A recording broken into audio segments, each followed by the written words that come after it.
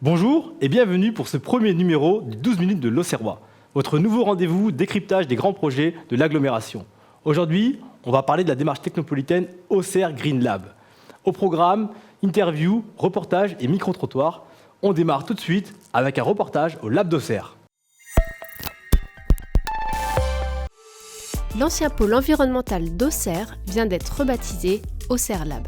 C'est devenu le lieu totem de la démarche technopolitaine. Alors le lab, c'est l'épicentre de la démarche technopolitaine Auxerre Green Lab. Notre rôle, c'est d'héberger et d'accompagner des porteurs de projets et des startups en lien avec la filière éco-innovation et le déploiement de la filière hydrogène qui est un marqueur fort du territoire auxerrois. Actuellement, près d'une dizaine d'entreprises sont hébergées au lab. Et quand on parle d'innovation à Auxerre, on pense évidemment à l'hydrogène.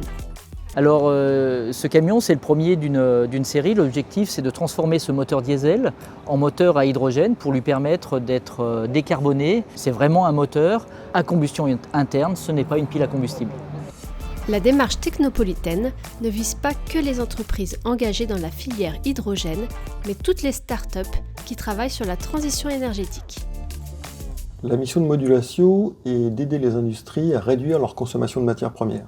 Ce que nous proposons aux entreprises, c'est des structures qui s'inspirent de ce qui se fait dans le monde biologique. Pourquoi avez-vous choisi de vous installer ici, à Auxerre ? Il y a essentiellement deux raisons. La première, c'est qu'on est ici suivi par des contacts qui sont des contacts directs, humains, qu'on connaît personnellement.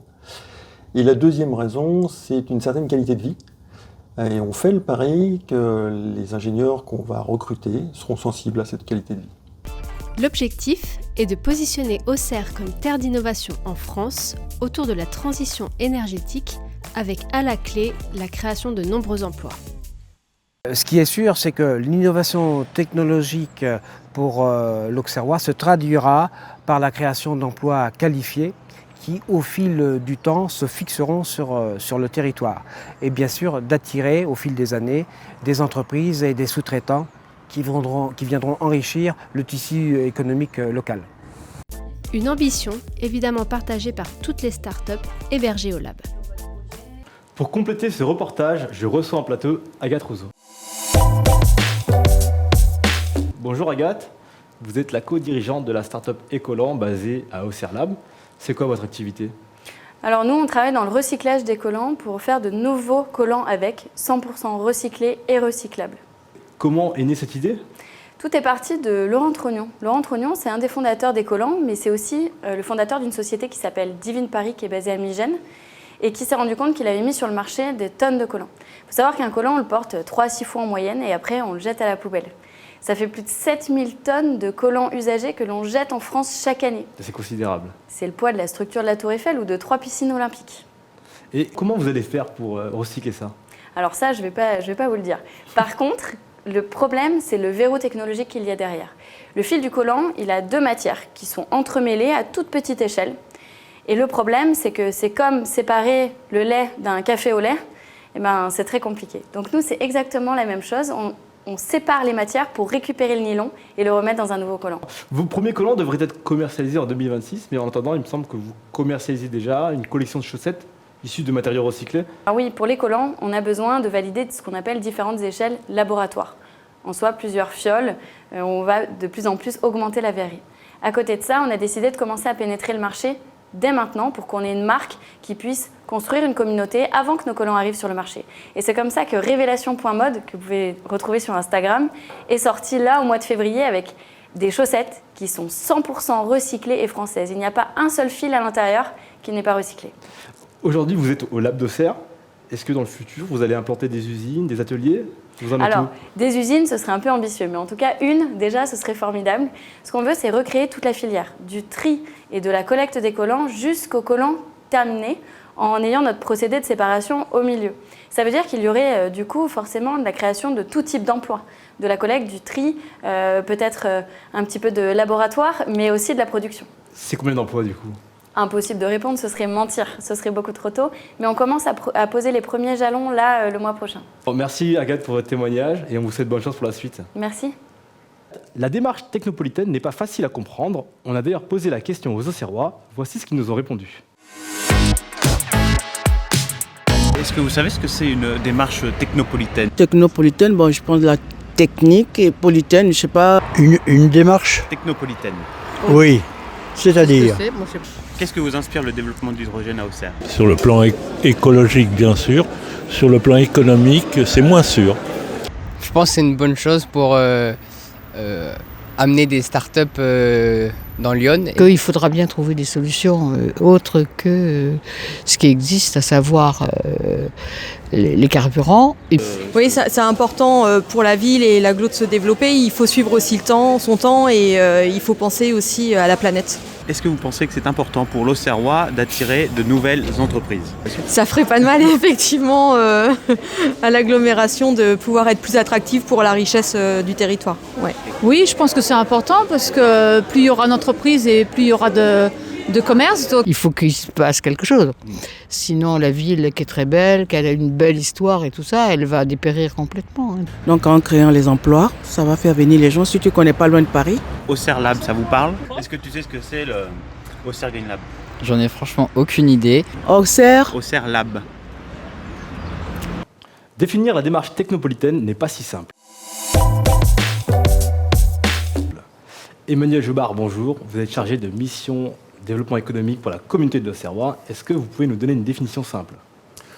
Oui, alors c'est pas si compliqué en réalité.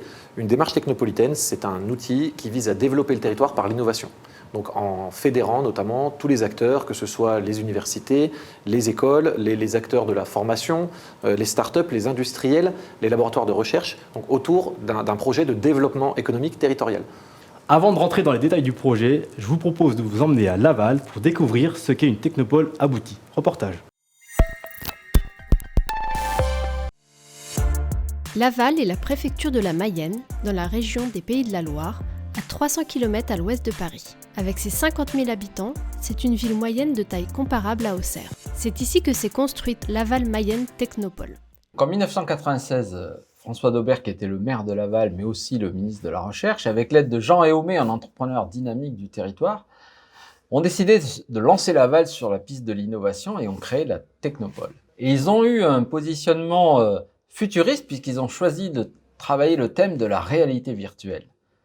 Et ce choix a été gagnant puisqu'aujourd'hui, Laval Virtual est un des plus grands salons du monde sur le sujet. Nous avons des laboratoires, des étudiants et une trentaine d'entreprises. Combien d'entreprises au total sont passées par ici? C'est plus de 200 entreprises innovantes qui ont été créées sur le territoire.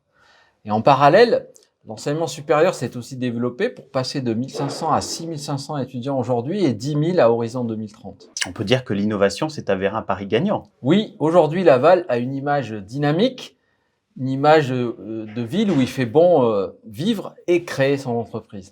Le développement de la technopole lavalloise a été favorisé par l'obtention dès sa création du label RETIS, un label que vient aussi de recevoir la technopole Auxerre Green Lab. Alors, le label RETIS va permettre à la technopole d'Auxerre d'intégrer notre réseau, le réseau français de l'innovation, RETIS, qui est fort d'une centaine de structures en France, spécialisées dans l'accompagnement de l'innovation. Ça va permettre notamment à la technopole de se nourrir des expériences des autres structures, des autres technopoles. Et le double intérêt, c'est que les collaborateurs de la technopole d'Auxerre vont pouvoir bénéficier de cycles de formation, ils vont pouvoir monter en compétences, et cette montée en compétences profitera ensuite aux startups qui sont hébergés par la Technopole. Cette labellisation RETIS devrait donc permettre à la Technopole Auxerre Green Lab de gagner du temps et d'accélérer son développement. Même s'il est toujours difficile d'estimer le nombre d'emplois créés, la Technopole de Laval, qui nous inspire, a permis la création d'1 millier d'emplois qualifiés en 15 ans. Un exemple à suivre pour tous les acteurs de la démarche technopolitaine de l'Auxerrois. Emmanuel, pourquoi Laval est un exemple si inspirant ? On le voit dans le reportage en fait, c'est une ville-préfecture donc qui a beaucoup de similitudes avec notre bassin de vie, en nombre d'habitants, on va dire, en nombre de communes également. Donc c'est une ville qui nous inspire également puisqu'ils ont thématisé leur démarche. Donc ils ont choisi de partir sur la réalité virtuelle avec les réussites qui ont été décrites dans le reportage. Nous, sur notre démarche, on a choisi de se positionner sur la transition écologique. Pourquoi positionner Auxerre Green Lab sur la transition écologique ? Alors c'est le choix qui nous a paru le plus évident puisque la transition écologique, c'est le plus grand défi que va devoir relever l'humanité. Il faut qu'on accepte de changer de logiciel, de changer de paradigme sur l'ensemble des sujets de notre quotidien, l'énergie, l'eau, notre rapport à la consommation, aux matières premières. Et donc, bien sûr, c'est un axe de développement fort sur lequel les ambitions sont absolument colossales pour l'humanité. Et il faut qu'on puisse y répondre. Donc le développement d'une démarche technopolitaine de ce type-là vient contribuer à la réussite de ces objectifs. Et concrètement, pour un territoire, ça va être synonyme de quoi ? Alors concrètement, c'est ce qu'on a vu également un petit peu dans le reportage. Il y a des retombées qui sont de plusieurs natures. On a une retombée déjà en termes d'attractivité, puisqu'on parle du territoire autour de l'innovation, donc sur des thématiques qui sont intéressantes et qui sont plutôt positives. On a des retombées également en termes de création d'entreprises, bien sûr, en termes d'emploi, et des retombées aussi en termes d'offres étudiantes, puisque l'objectif d'une démarche, c'est également d'anticiper les besoins sur les filières en développement, les besoins en termes d'offres d'emploi et donc de formation.